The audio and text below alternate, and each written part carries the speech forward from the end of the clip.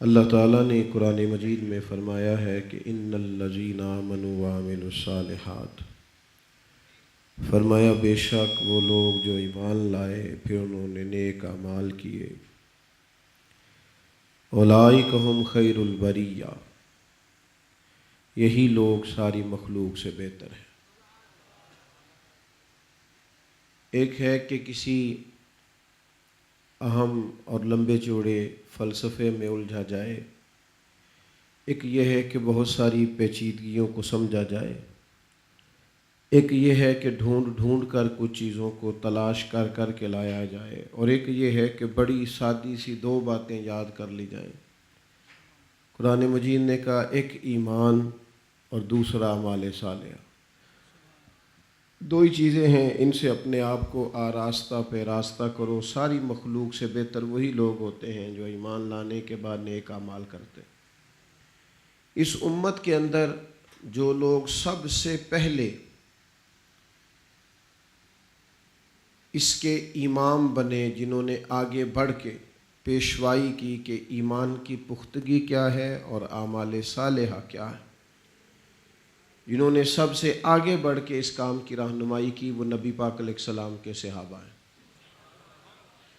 ان لوگوں کی دھلی ہوئی ستھری اور خوبصورت زندگیاں یہ ہمیں سکھاتی ہیں۔ صحابہ ہمیں سکھاتے ہیں کہ نبی پاک کا پیار کیا ہے، صحابہ ہمیں سکھاتے ہیں کہ تقوی اور طہارت کیا ہے، صحابہ سے ہم نے سیکھا ہے کہ ہم نے نبی پاک علیہ السلام سے محبت کیسے کرنی، یہ صحابہ نے ہمیں سکھایا ہے کہ رسول کریم صلی اللہ تعالیٰ علیہ وسلم کی اولاد پاک کا احترام کیسے کرنا، یہ ہمیں صحابہ نے سکھایا ہے کہ حضور کا حکم کیسے ماننا، صحابہ نے بتایا ہے کہ نبی پاک کے قدموں میں جان مال اولاد کو کیسے قربان کرنا، یہ ہمیں صحابہ ہی نے بتایا ہے کہ ہمیں کس طرح سے قرآن مجید کی تعلیم کو آگے پھیلانا ہے، دین کو آگے پھیلانا ہے۔ یہ وہی لوگ ہیں جن کے بارے میں رب فرماتا ہے اولئک ہم خیر البریہ، یہ ساری مخلوق سے بہترین لوگ ہیں، ساری مخلوق سے۔ آج ہم جس شخص کا تذکرہ کرنے جا رہے ہیں وہ بڑے ہی بردبار تھے، بڑے حلیم تھے، بڑے ٹھنڈے تھے، بڑی خوبصورتی تھی۔ حضرت عثمان غنی رضی اللہ تعالیٰ عنہ کی زندگی مشعل راہ ہے امت کے لیڈروں کے لیے کہ یہ دیکھو جان دے دی۔ اور پھر اس سے اگلی بات، دو ہی باتیں ہیں مسلمان کے لیے، نبی پاک کے غلام کے لیے، ایک یہ کہ وہ حضور سے پیار کتنا کرتا ہے، اور ایک یہ کہ حضور سید عالم علیہ السلام کی نظر میں، یعنی کریم رسول کی نظر میں اس کا مقام کیا ہے۔ کبھی دیکھو نا حضرت عثمان غنی کو، بہت بڑے تاجر تھے، کلمہ پڑھا، پھر نبی پاک کے لیے مار کھائی۔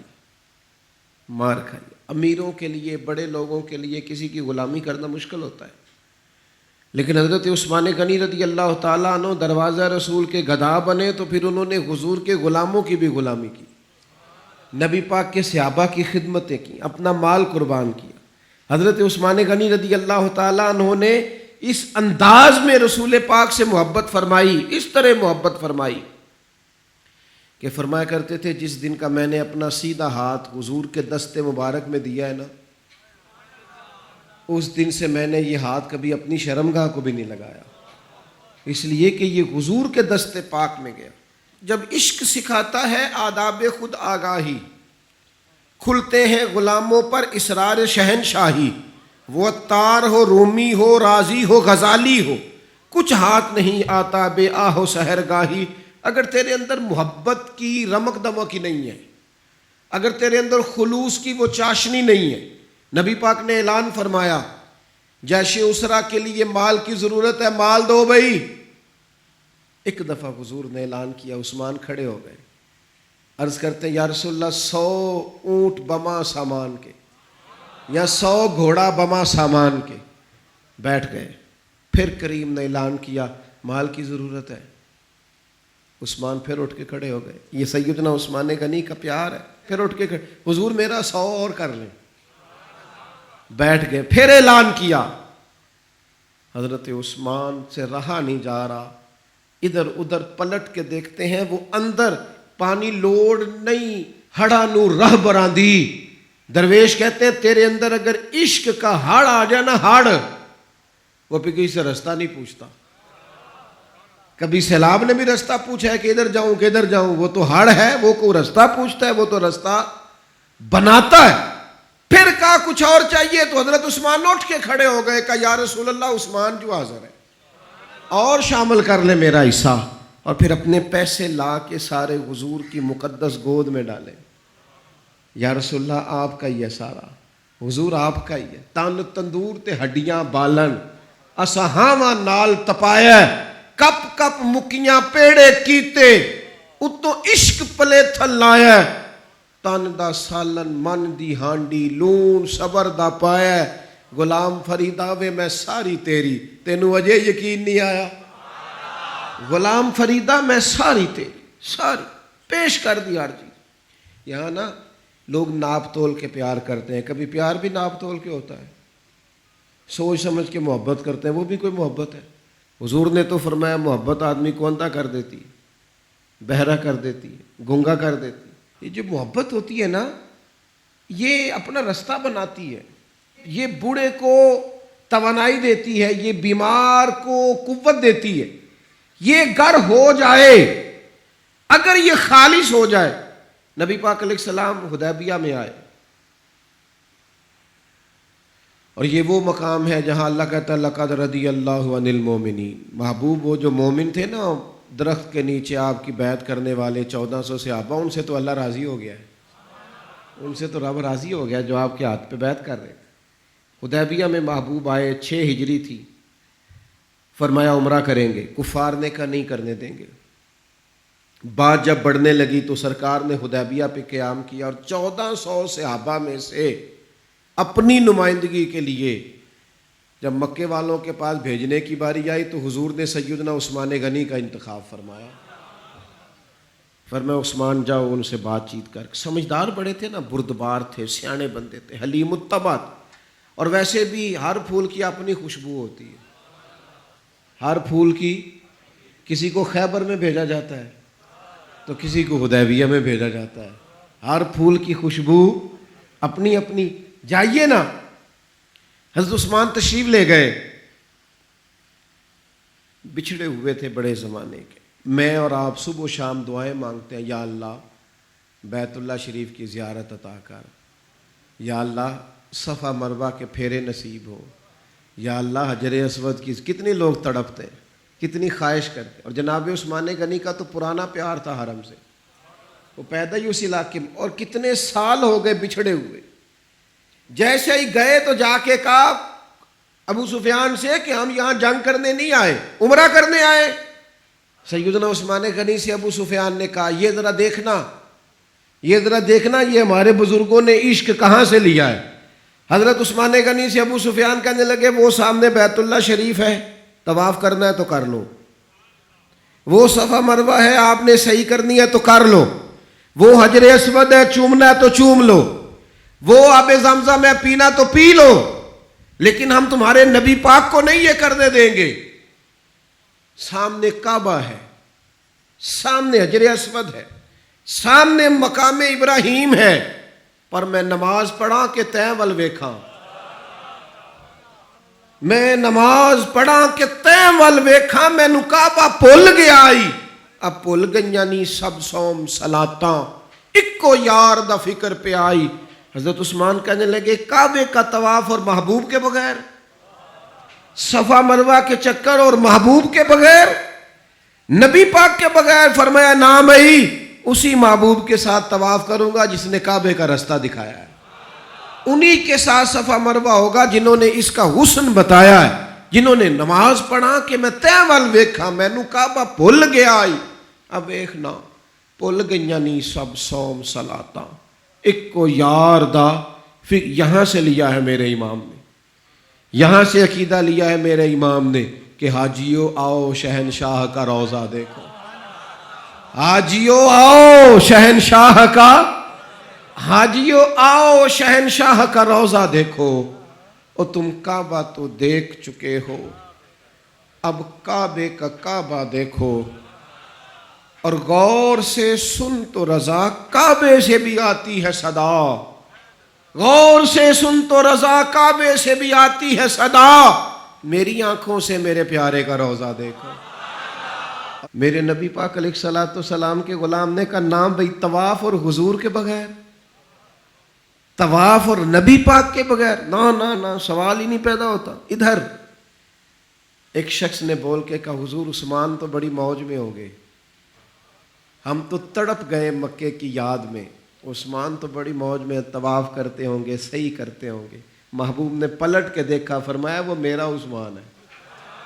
ہاں میں نے کہا ایک مقام، ایک یہ ہے کہ کوئی محبت کرے اور ایک یہ کہ محبوب کی نظر میں فرمایا وہ میرا عثمان ہے، میرے بغیر اور طواف، میرے بغیر اور طواف، یہ کیسے ممکن ہے؟ سوال ہی نہیں پیدا ہوتا۔ سیدنا عثمان غنی، خبر پھیل گئی کہ حضرت عثمان غنی کو شہید کر دیا گیا۔ انہوں نے حضرت عثمان کو روک لیا تھا، بٹھا لیا تھا، یہاں خبر پھیل گئی جناب عثمان کو شہید کر دیا گیا۔ عثمان میں قربان رستوں سے جہاں تھے آپ گزرا کرتے تھے، میرے محبوب نے فرمایا آؤ بھائی سارے میرے ہاتھ پر بیعت کرو، میرے ہاتھ پر بیعت کرو، موت کی بیعت کرو، ہم نے عثمان کے خون کا بدلہ لینا۔ محبوب کا جوش و خروش، صحابہ بیعت کر رہے ہیں کس بات پر؟ حضرت عثمان کے بدلے پر۔ 1400 لوگوں نے بیعت کی بشمول مولا علی شیر خدا کے، کہ ہم نے حضرت عثمان کا بدلہ۔ حضور کو پتا تھا، محبوب تو جانتے ہیں، پر جذبات کو صحیح رخ دینا تھا۔ فرمایا آؤ بیعت کرو، اور تمام لوگوں نے بیعت کر لی، صرف حضرت عثمان نہیں تھے۔ حضرت انس بن مالک فرماتے ہیں محبوب نے اپنے ہاتھ فضا میں لہرائے، فرمایا بھئی عثمان موجود نہیں ہے، فرمایا یہ ہاتھ میرا، یہ میرے عثمان کا، لو میں عثمان کی بھی بیعت کرتا ہوں، یہ عثمان کی بھی۔ حضرت انس بن مالک فرماتے ہیں، جناب انس بن مالک فرماتے ہیں قسم اللہ کی، وہ جس وقت نبی پاک نے کہا نا یہ عثمان کا ہاتھ ہے، فرماتے ہیں اس وقت عثمان کا ہاتھ کائنات کے سب لوگوں کے ہاتھوں سے بہتر ہو گیا تھا۔ اتنی عظمتیں ملی حضرت عثمان غنی کو، اتنا مقام ملا سیدنا عثمان کو۔ یہ جو لوگ ہیں نا، یہ جو دروازہ رسول کے خاص غلام ہیں، ان غلاموں کی محبت سے فیض آئے گا رسول پاک کی محبت کا۔ غلامی کی طبیعت چاہے گی، ان سے پیار کرو گے تو مدینے والے کے محبوب بن جاؤ گے۔ ان لوگوں سے سیکھیں گے کہ دین کا اصل مزاج کیا ہے، یہ بتائیں گے۔ حضرت عثمان غنی رضی اللہ تعالیٰ عنہ، انہوں نے رسول کائنات صلی اللہ تعالیٰ علیہ وسلم سے محبت کی، پیار کیا، تو اس انداز میں کیا کہ وہ درجنوں سینکڑوں لوگ کھڑے ہیں اور کئی دنوں کی بھوک ہے، تو منافقین ہنس رہے ہیں کہ دیکھو مسلمانوں کے پاس تو کھانا ہی نہیں، تو عثمان غنی اونٹوں پہ رکھ کے پکا کے لنگر بھیج رہے ہیں، میں کھلاؤ ان کو، عثمان کی جانب سے کھلاؤ کھانے۔ حضرت عثمان غنی ایک صحابی قرض لے گئے، کچھ دنوں کے بعد آئے، آ کے کہنے لگے واپس لے کہنے لگے میں نے تو مربت میں دے دیا تھا، تو میرے نبی پاک کا غلام ہے، میں تو اس نسبت کا پابند دے دیا تھا، واپسی کا کیا معنی ہوں؟ حضرت سیدنا عثمان غنی کا ڈھلا ہوا رسیلا سجیلا مزاج، اس میں خوبصورتی، اس میں ٹھہراؤ، اس میں رسول پاک کی محبت کا رنگ۔ حضرت رقیہ رضی اللہ تعالیٰ عنہ حضور کی صاحبزادی ہیں، ان کے ساتھ حضرت عثمان غنی کا نکاح ہوا۔ جناب اسامہ بن زید کہتے ہیں حضور نے مجھے کچھ چیز دینے بھیجا، ابھی میں چھوٹا تھا، گھروں میں چلا جاتا تھا، اور بعض نے لکھا ابھی پردے کی آیتیں ہی نہیں آئی تھی، لوگ جاتے تھے ایک دوسرے کے گھروں میں۔ حضرت اسامہ بن زید کہتے ہیں میں گیا کھانا دینے، تو میں نے دونوں میاں بیوی کو گھر میں بیٹھے دیکھا، میں واپس آیا تو محبوب فرمانے لگے میری بیٹی اور میرے داماد کو دیکھا ہے؟ تو میں نے کہا یا رسول اللہ دیکھا ہے۔ فرمایا اتنے خوبصورت لوگ پہلے بھی کبھی دیکھے؟ اتنے خوبصورت تھے حضرت عثمان غنی، اتنے حسین تھے، اتنا ان کے مزاج میں نفاست تھی، اس قدر زیادہ شرم و حیا والے۔ حضور فرماتے ہیں ایسے لوگ کبھی دیکھیں؟ میرے دوستوں، ان لوگوں سے پیار کرنا، ان سے محبت کرنا، ان کے ناموں پر اپنی اولادوں کے نام رکھنا، ان کی غلامی کا ذکر اپنی طبیعتوں میں پیدا کرنا، اور پھر نبی پاک صلی اللہ تعالیٰ علیہ وآلہ وسلم ان کا ذکر کرتے تو مختلف انداز میں، مختلف زاویوں سے۔ محبوب ایک باغ میں بیٹھے، یہ بھی ذرا دیکھنا، کبھی من موج میں ہوتا ہے اور تن شوق میں ہوتا ہے، کبھی کیفیات اور ہوتی ہیں. کبھی وہ ایک مقام پہ کہا تھا نا، میرے اوپر ایک ایسا وقت آتا ہے کہ میرے ساتھ میرا رب ہوتا ہے جو اس کی شان کے لائق.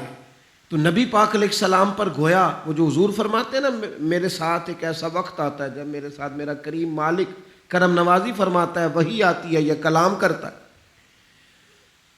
تو محبوب پاک صلی اللہ تعالی وسلم تشریف فرمائے ہیں. جناب ابو موسیٰ اشعری رضی اللہ تعالیٰ عنہ فرماتے ہیں ایک باغ میں حضور بیٹھے تھے، تو میری حضور نے ڈیوٹی لگائی باہر دروازے پر. فرماتے ہیں باہر کوئی آیا اس باغ کے دروازے پر، تو حضور فرمانے لگے جو دروازے پہ آیا اسے اجازت بھی دے دو اور جنت کی بشارت بھی دے دو. ظاہراً تو حضرت ابو موسیٰ اشعری نے بھی بندہ نہیں دیکھا کون آیا ہے، وہ سامنے تو آیا ہی نہیں، لیکن حضور نے اندر بیٹھے بیٹھے ہی محبوب فرمانے لگے وہ جو آیا ہے نا، کیونکہ حضور تو مالک ہے نا جنت کے. میرے امام فرماتے ہیں تجھ سے اور جنت سے کیا مطلب، منکر دور ہو، ہم رسول اللہ کے، جنت رسول اللہ کی. حضور اندر بیٹھے ہیں، دیکھا ہی نہیں باہر کون ہے، اور فرمانے لگے وہ جو آیا دروازے پہ اسے بتا دو تو جنتی ہے. حضرت ابو موسیٰ اشعری کہتے ہیں دروازہ کھولا تو ابو بکر صدیق تھے.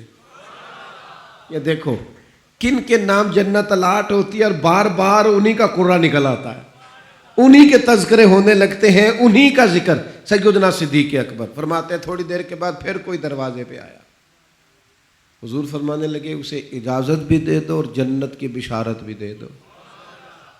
یہ سیاستہ میں حدیث موجود ہے. فرماتے ہیں میں جو گیا دروازہ کھولا تو دروازے پہ فاروق اعظم تھے. سیدنا ابو موسیٰ اشعری کہتے ہیں دروازے پہ دستک ہوئی تو میرا پھر نہ دھیان لب ہائے مبارکہ کی طرف ہی تھا. وہ زبان جس کو سب کن کی کنجی کہیں، جس کو سب کن کی کنجی کہے، اس کی نافذ حکومت پہ لاکھوں سلام. پھر دروازے پہ دستک ہوئی تو کریم فرمانے لگے دروازہ کھولو اور اس بندے سے کہو تم پر آزمائش بھی آئے گی، پر یہ بتا دو تو ہے جنتی. تمہیں آزمائشیں دیکھنی پڑیں گی، تکلیفیں آئیں گی، فتنے آئیں. کہتے ہیں میں دروازے پہ گیا تو سیدنا عثمان غنی موجود. میرے دوستو ان لوگوں کے بارے میں کبھی تشکیک کا شکار نہ ہونا، کسی شرارت کرنے والے کی شرارت کے پیچھے نہ چلنا. میرے نبی پاک علیہ الصلوۃ والسلام نے تو پہلے خبر دی تھی کہ حضرت عثمان غنی پر فتنے آئیں گے، آزمائشیں آئیں گی، اور صحیح روایت میں موجود ہے خبر دی تھی. حضرت عثمان غنی رضی اللہ تعالیٰ عنہ کا تو وہ مقام و مرتبہ ہے، وہ شان ہے کہ ان کی شہادت کی خبر بھی رسول پاک نے دے دی. فرمایا یہ شہید ہوگا عثمان، شہادت تک کی خبر. حضور کو پیار ہے نا سیدنا عثمان. نبی پاک صلی اللہ تعالی علیہ وآلہ وسلم احد پہاڑ پہ گئے تو احد پہاڑ کانپنے لگا. کون تھا حضور کے ساتھ؟ حضرت صدیق اکبر تھے، سیدنا فاروق اعظم تھے اور حضرت عثمان غنی تھے. احد پہاڑ کانپنے لگا.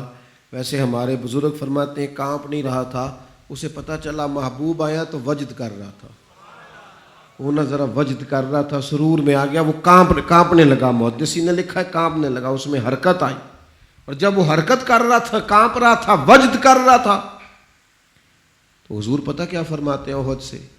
یہ باتیں ہم سنتے ہیں، کبھی ان کا مزہ تو لے کے دیکھو، پھر غور کرو. حضور ہیں پہاڑ پہ، حضرت عمر ہیں، سیدنا ابو بکر ہیں، حضرت عثمان ہیں. حضور پہاڑ پہ ہیں، پہاڑ کانپا ہے، وجد کیا ہے، حرکت کی ہے. حضور پتہ کیا فرماتے ہیں؟ فرماتے ہیں احد ٹھہر جا، تیرے اوپر ایک نبی ہے، ایک صدیق ہے، 2 شہید ہیں. وہ تو دیکھ تو صحیح، مقام دیکھ، اعزاز دیکھ، احترام دیکھ. تیرے اوپر ایک نبی ہے، ایک صدیق ہے اور 2 شہید ہیں. دنیا میں بڑے شہید ہوئے، پر اس شہید کا مرتبہ بھی جانتے ہو جسے حضور نے شہید کہا؟ ایک تو یہ ہے نا پراپوگنڈے پر لوگ بڑے لوگوں کو شہید کہتے ہیں، اور جنہیں حضور کی زبان اطہر شہید کہے، نبی پاک جنہیں شہید کہے. رسول پاک علیہ السلام نے فرمایا 2 شہید ہیں. تو 2 شہید کون تھے؟ ایک حضرت عمر فاروق، ایک حضرت عثمان غنی. اور پھر نبی پاک نے میری شہادت کی خبر نہیں دی، حضور نے یہ بھی بتایا ان کا مقام کیا ہوگا، ان کو ملے گا کیا. اللہ کے حبیب صلی اللہ تعالی علیہ وسلم فرمانے لگے ایک تو شہادت ہے اور شہید کو جنتی اور صحابی ویسے ہی جنتی اور پھر عشرہ مبشرہ اور پھر خلفائے راشدین اور پھر سیدنا عثمان غنی اور پھر شہادت کا اعزاز، یہ ساری نسبتیں تو اپنی جگہ، لیکن رسول کریم صلی اللہ تعالی علیہ وسلم ارشاد فرمانے لگے ہر نبی کا کوئی نہ کوئی رفیق ہوتا ہے، اور فرمایا میرا رفیق عثمان غنی ہے، وہ بھی جنت میں، یہ جنت میں میرے رفیق ہوں گے، میرے ساتھ ہوں گے سیدنا عثمان غنی رضی اللہ تعالیٰ عنہ۔ رسول اللہ صلی اللہ علیہ وسلم نے ان کی عظمتوں کو بیان کیا، ان کا جو حضور کے ساتھ غلامی کا رشتہ ہے، جو نبی پاک علیہ السلام کے ساتھ وفا کا رشتہ ہے، ہر مقام پر ہر موقع پر جس طرح سیدنا عثمان غنی اپنی خدمات لے کے حاضر ہیں، پیش ہیں، ہر جگہ موجود ہیں، حضور کا ان پر اعتماد ہے، بہت گہری محبت ہونی چاہیے امت کو حضرت عثمان غنی سے، بہت زیادہ وارفتگی اور شوق ہمارے دل میں ہونا چاہیے سیدنا عثمان غنی کا، اور اس قدر احترام سے ہمیں لوگوں کے تذکار اپنی اگلی نسل تک منتقل کرنے چاہیے کہ وہ لوگ ان کی، دیکھیں نا آج سب سے بڑا مسئلہ نوجوان نسل میں کیا ہے، جو چیز ہمیں سب سے زیادہ اپنے بچوں میں پیدا کرنے کی ضرورت ہے وہ شرم و حیا ہے، وہ سنجیدگی ہے، وہ معاملہ فہمی ہے، وہ وزاداری ہے، وہ وقار ہے، وہ متانت ہے، سنجیدگی ہے۔ ہماری آنے والی نسل ان خوبیوں کا شکار ہو جائے تو میں سمجھتا ہوں کہ جو لوگ اپنی آنے والی نسل میں وقار پیدا کرنا چاہیں، سنجیدگی پیدا کرنا چاہیں، ان کے اندر وہ وزاداری لانا چاہیں، شرم و حیا لانا چاہیں، سب سے زیادہ ضروری ہے کہ حضرت عثمان غنی کی سیرت انہیں سکھائیں۔ یہاں لوگوں کے پاس پیسہ آتا ہے تو پیسہ بڑا بندے کو بااعتماد کر دیتا ہے، تو بہت سارے لوگ پھر وہ بڑی بڑی عجیب و غریب معاملات میں نہیں چلے جاتے، اللہ ماشاءاللہ چلے، سب کی بات نہیں کرتا، ڈھیر سارا طبقہ دولت کے نام پر مختلف قسم کی معاذ اللہ عیاشیوں میں لوگ مبتلا ہو جاتے ہیں۔ حضرت عثمان غنی کو اللہ نے اتنا مال عطا فرمایا لیکن پھر بھی جھکی ہوئی نظریں، پھر بھی پیکرے شرم و حیا، پھر بھی وہ اپنے گھر کے اندر غسل کر رہے ہیں تو پھر بھی تہمت باندھ کے غسل کر رہے ہیں۔ فرماتے مجھے اپنی آنکھوں سے بھی حیا آتی، میں کوئی ایسا کام نہیں کرنا چاہتا جو حیا کے معنی ہو۔ ان کے مزاج کے اندر ایسی حیا تھی کہ ان کا کردار حیا بانٹتا تھا۔ کچھ لوگ ہوتے ہیں نا کہ جو کسی ایک مخصوص چیز کو سخت ناپسند کرتے ہیں، حضرت عثمان غنی رضی اللہ تعالیٰ عنہ انتہائی وزادار، شرم۔ آج میری سوسائٹی میں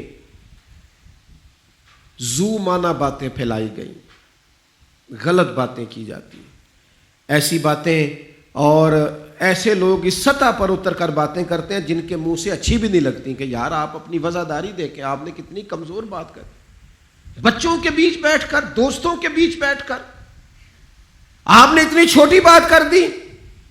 آپ نے صرف 2 لمحوں کے لیے لوگوں کو ہنسانا تھا لیکن آپ نے حیا کا ہی خیال نہیں رکھا، آپ کے جو من میں آیا آپ نے کہہ دیا۔ ہر بات کو سنانے کی ہوتی ہے، ہر بات پہ حضرت علی شیر خدا فرماتے میں نے ایک مخصوص مسئلہ حضور سے پوچھنا تھا لیکن مجھے اتنی حیا آتی تھی میں کئی ہفتے کئی مہینے پوچھ نہیں سکا، حالانکہ بات شریعت کی پوچھنی تھی۔ فرماتے پھر کوئی شخص آیا، اس نے وہ بات پوچھی تو میرا بھی مسئلہ حل ہو گیا۔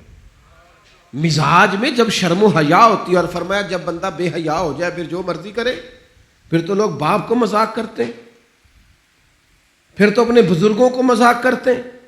لہجوں کا سنجیدہ ہونا، متانت، وزاداری، وقار، ہر جگہ ہر بات نہیں کی جا سکتی، لہذا انسان کو اپنی ہر حیثیت کا خیال ہونا چاہیے۔ حضرت عثمان غنی کے مزاج کے اندر جو حیا کوٹ کوٹ کے بھری ہوئی تھی، نبی پاک علیہ السلام آرام فرمایا، بڑی معروف روایت ہے، اور تھوڑی سی پنڈلی مبارک سے چادر مبارک کٹی ہوئی ہے۔ حضرت ابو بکر آئے، حضور لیٹے رہے، عمر آئے، لیٹے رہے، سیدہ عائشہ کہتی ہیں عثمان غنی آئے۔